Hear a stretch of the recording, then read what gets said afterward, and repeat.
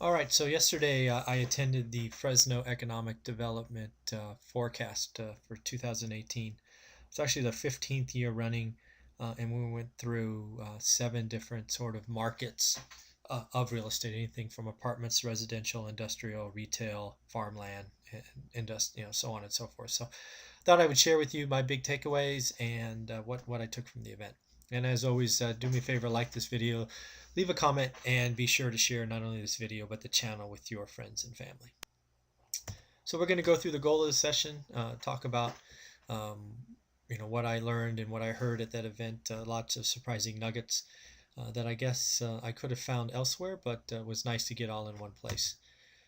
I think you have to attend events like this, especially in your market. If you're going to be a buy and hold individual, you either need to attend or have someone in your network attend so you can get this information.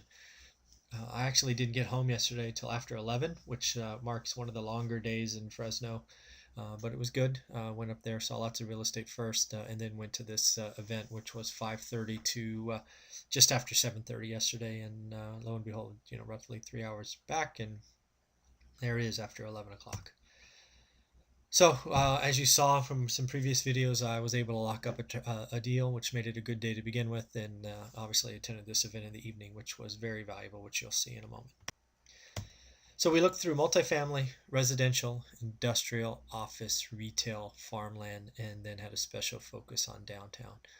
I thought each of the speakers were tremendous, had very focused information, gave an honest assessment of the year that just passed in 2017, and each of them made their forecast for 2018, which I thought was what was tremendous.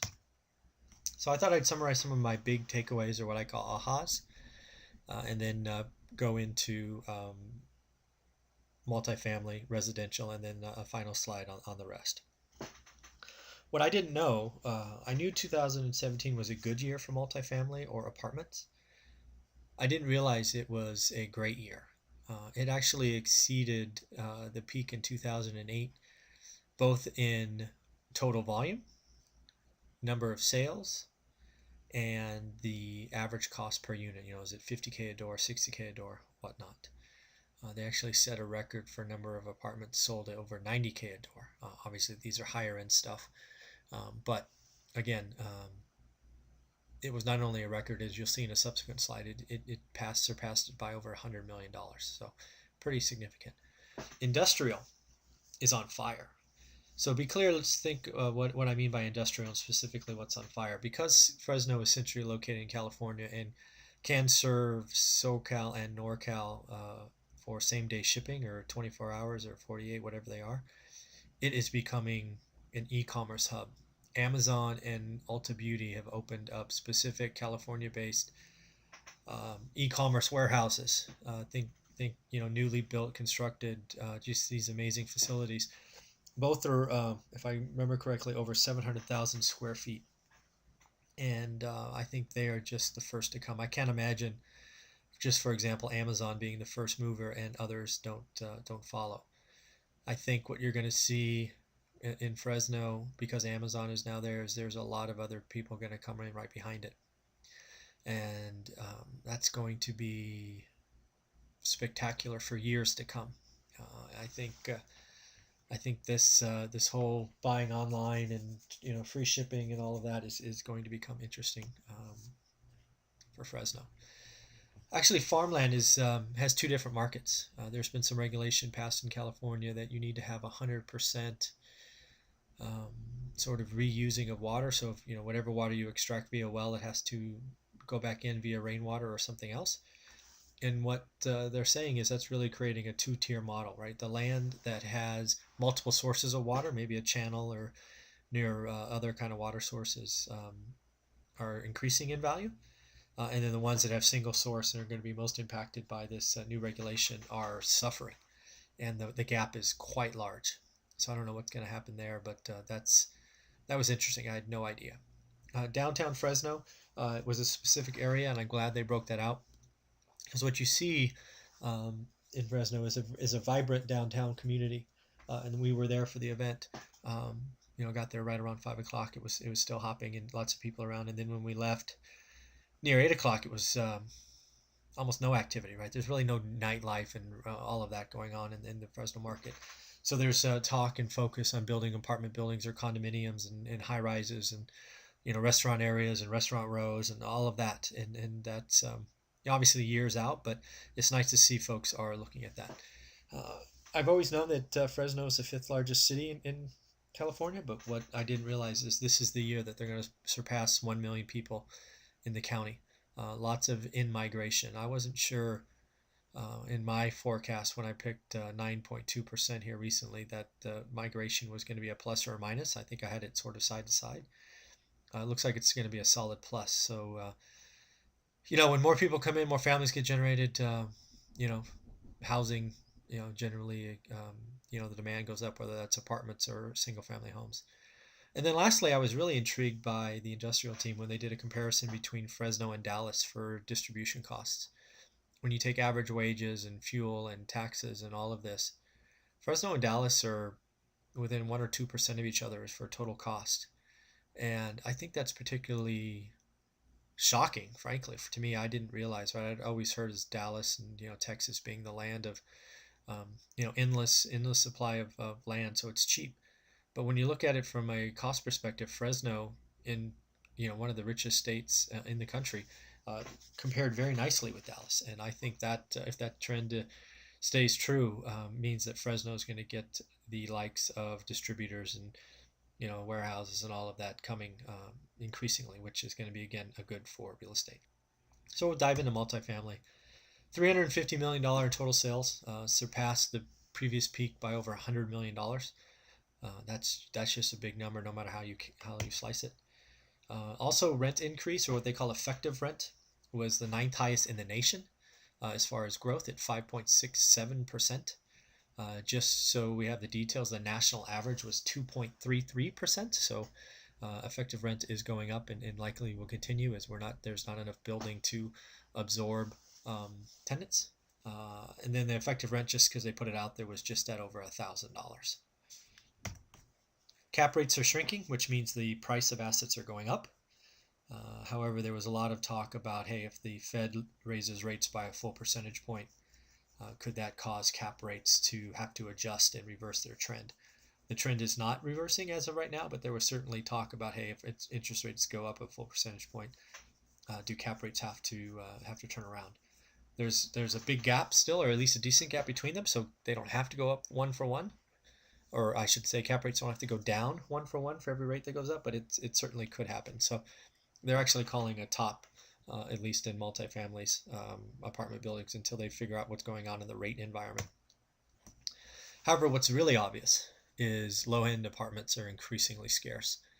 A lot of people have come in, again, in the last couple of years, hence the volume, and purchased what would normally be low-income apartments and taken them off the market and significantly revamp them, right? It's cheaper to take a existing asset and add to it. And, maybe where it used to rent for $600 now is renting for $800 because of all the additions to the community or the units. So this just means the low end is going to be even more competitive and likely going to see rent increases there as well. This was the thing that they really talked about sort of in passing, but really caught my attention because of where it's important for me to sort of help people and make sure that there's safe quality and safe low-income housing for folks. And I think they're gonna have even larger rent increases, because when supply goes down and demand doesn't, that just gives pressure to rents. So on to single family, the median they posted, I'm not sure if they just rounded, they probably did given all the zeros, but pegged the existing median at 260,000. They did. It was interesting. They actually had a chart on affordability, which is the first time I'd seen an outside organization really talk about it. But at 46, there's lots of room for growth. Obviously, some of that will be absorbed if interest rates go up, because that interest rate going up reduces the affordability of housing. But again, I don't get nervous until it gets to 20%, and we are a long way from that, and I think we're years away from that. So we don't generally, affordability doesn't change overnight. It's a trend, and I see several years ahead of single family growth. Lack of inventory was talked about multiple times. In fact, they highlighted that the average days on market and inventory is 2 to 3 months supply. I would argue that that's even more misleading, because what you have is you really have two different markets, right? You have a high end, which for them say is above 300 grand, which actually is growing by my math, and you have the low end, which is even shrinking. I think the low end of the market has less than a month's supply, which is unheard of. So that just means price increases are coming. For the first time, or at least they were talking the first time, lots of families from the coast or higher end areas are moving to Fresno for the quality of life, not because they have to, but because they see just a better life in Fresno. Again, it's over 1 million people. There's unemployment for Fresno is better than it's been since I've been there. It's under 9%. So lots of great things going on there.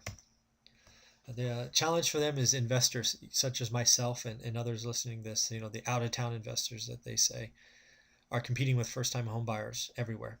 And again, a supply of homes, even if it's 2 to 3 months or let alone a month, and you have two competing forces going after it, just means prices have to go up. This individual said 5% increase in 2018, which would be great. However, given everything I see, I think that's I'll just call it conservative, because I really do believe we're gonna hit or exceed the 9.2 that I put on the table in the last couple of videos. So other things to note, I don't know if you know this, but Amazon and Ulta Beauty just opened huge e-commerce warehouses, each of them over 700,000 square feet.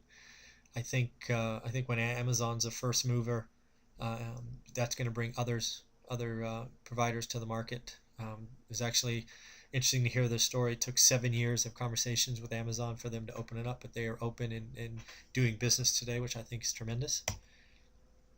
I think there's a lot more folks are going to be looking at Fresno as that hub, especially as these 1 and 2 day shippings become a thing, because Fresno is in a unique position to get to both SoCal and NorCal in that time frame. I thought it was interesting to hear about some government regulation that is causing farmland. I call it having winners and losers. And I don't know all the rules and whatnot, but apparently there's some rules that are now put in place that if your farmland has multiple sources of water, both ground, i.e. well, and other, your value is increasing quite fast.